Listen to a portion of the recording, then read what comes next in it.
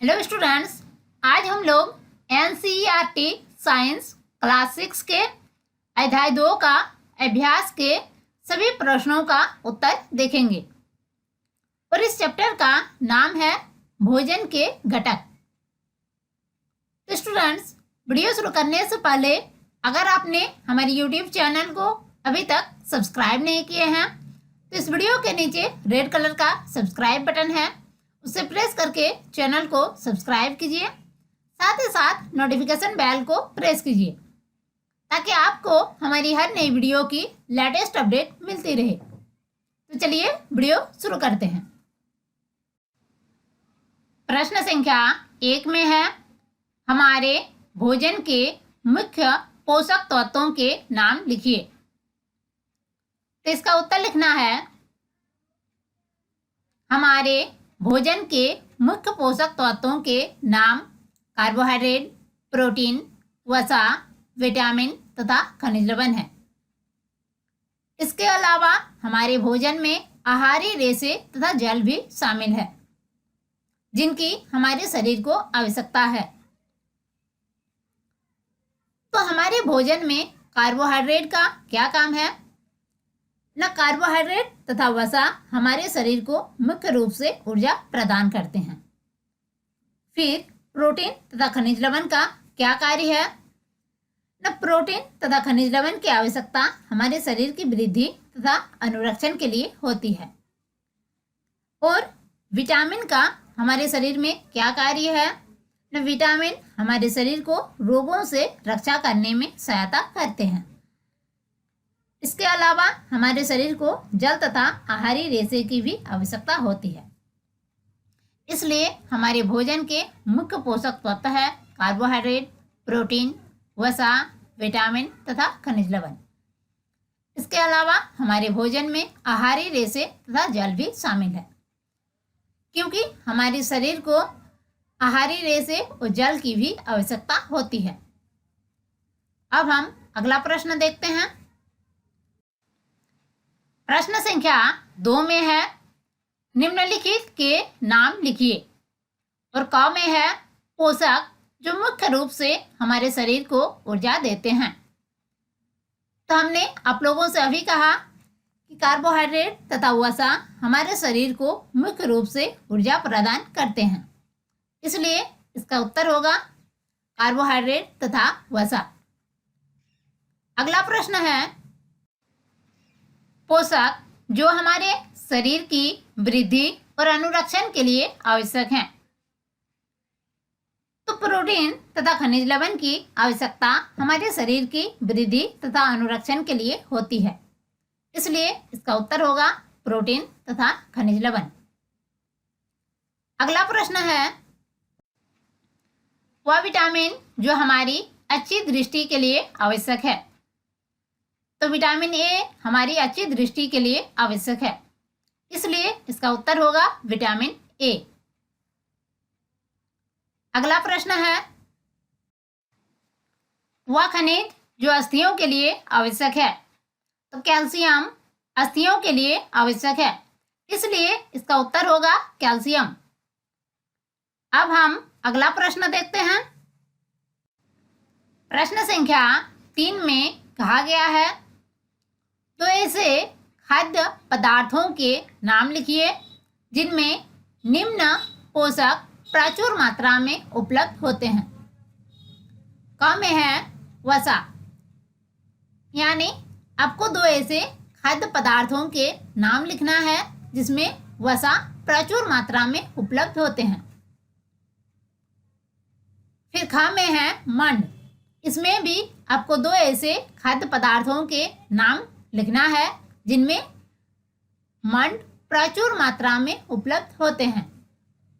ग में है आहारी रेशे, इसमें भी आपको 2 ऐसे खाद्य पदार्थों के नाम लिखना है जिनमें आहारी रेशे प्रचुर मात्रा में उपलब्ध होते हैं। और घ में है प्रोटीन, तो इसमें भी आपको 2 ऐसे खाद्य पदार्थों के नाम लिखना है जिनमें प्रोटीन प्रचुर मात्रा में उपलब्ध होते हैं। तो इसका उत्तर लिखना है, तो मक्खन और घी में वसा प्रचुर मात्रा में उपलब्ध होते हैं। फिर ख में चावल और आलू में मंड प्रचुर मात्रा में उपलब्ध होते हैं। फिर घ तो दाल और आलू में आहारी रेशे जो है वह प्रचुर मात्रा में उपलब्ध होते हैं। फिर घ में मछली और अंडा में प्रोटीन प्रचुर मात्रा में उपलब्ध होते हैं। अब हम अगला प्रश्न देखते हैं।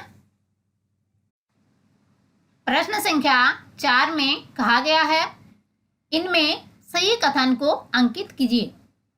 आपको नीचे कुछ कथन दिए हुए हैं और यहाँ पर जो कथन सही है उसे सही टिक करना है। तो यहाँ पर क नंबर में है, केवल चावल खाने से हम अपने शरीर की पोषण आवश्यकताओं को पूरा कर सकते हैं।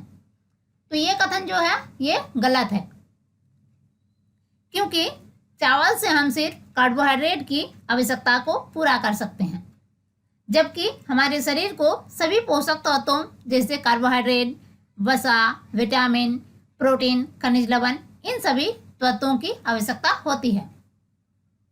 अगला कथन है, संतुलित आहार खाकर अभावजन्य रोगों की रोकथाम की जा सकती है। तो ये कथन जो है ये सही है, क्योंकि संतुलित आहार में हमारे शरीर के लिए आवश्यक सभी पोषक तत्वों तथा पर्याप्त रुचांश यानी आहारी रेशे और जल उचित मात्रा में उपस्थित रहते हैं, जिससे हम किसी भी प्रकार के रोग से ग्रसित नहीं होते हैं। फिर अगला कथन है, शरीर के लिए संतुलित आहार में नाना प्रकार के खाद्य पदार्थ होने चाहिए। तो ये कथन भी सही है, क्योंकि जब संतुलित आहार में विभिन्न प्रकार के खाद्य पदार्थ होंगे तब हमारे शरीर को विभिन्न पोषक तत्व मिलेंगे। फिर अगला कथन है, शरीर को सभी पोषक तत्व उपलब्ध कराने के लिए केवल मांस पर्याप्त है। तो ये कथन जो है ये गलत है, क्योंकि मांस में सभी प्रकार के पोषक तत्व नहीं पाए जाते हैं। अब हम अगला प्रश्न देखते हैं। प्रश्न संख्या 5 में कहा गया है, रिक्त स्थानों की पूर्ति कीजिए।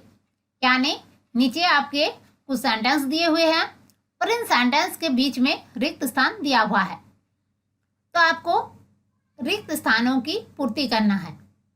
तो यहाँ पर क नंबर में पहले खाली स्थान दिया हुआ है, फिर है विटामिन डी के अभाव से होता है। तो रिकेट्स विटामिन डी के अभाव से होता है, इसलिए यहाँ पर भराएगा रिकेट्स।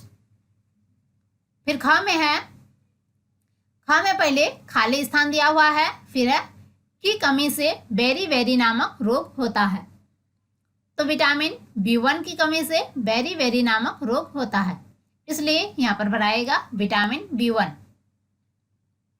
फिर ग में है, विटामिन सी के अभाव से, उसके बाद एक खाली स्थान दिया हुआ है, फिर है नामक रोग होता है। तो विटामिन सी के अभाव से स्कर्वी नामक रोग होता है, इसलिए यहाँ पर भराएगा स्कर्वी। फिर घ में है, हमारे भोजन में, उसके बाद एक खाली स्थान दिया हुआ है, फिर है के अभाव से रोतुंदी होती है। तो हमारे भोजन में विटामिन ए के अभाव से रोतुंदी होती है, इसलिए यहाँ पर भराएगा विटामिन ए। तो स्टूडेंट्स, आई होप ये वीडियो आपके लिए काफ़ी हेल्पफुल रहा होगा। तो इसी तरह के हेल्पफुल वीडियो पाने के लिए इस वीडियो को लाइक कीजिए, चैनल को सब्सक्राइब कीजिए, साथ ही साथ इसे अपने दोस्तों के साथ अधिक से अधिक शेयर कीजिए, ताकि आपके दोस्तों को भी इस वीडियो का बेनिफिट मिल सके।